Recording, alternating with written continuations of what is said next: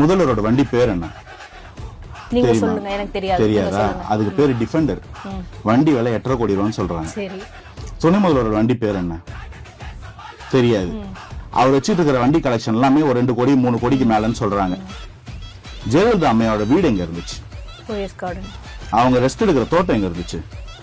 கொடநாடு. எடப்பாடி ஐயாவோட கார் பேர் என்ன? தெரியாது. தோராயமா விலை 2 கோடி இருக்குமா? அதே மாதிரி தானே இருக்கும். எளிய அரசியல் பண்ற சீமானோட கார் பேர் என்ன? விலை என்ன? தெரியாது. அதுவும் ரேஞ்ச் ரோவர், ஏறக்குறைய 80 லட்சம் 1 கோடி ரூபாய் வண்டி. சொகுசு அரசியல்ன்றதுக்கு டெபினிஷன் என்ன வச்சிருக்கீங்க?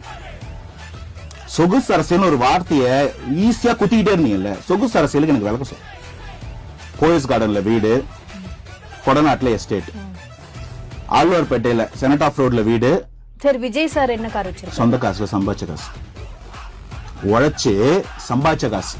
அவர் எவனையும் திருடல, எந்த ஊழல் குற்றச்சாட்டும் அவர் பேர்ல இல்ல.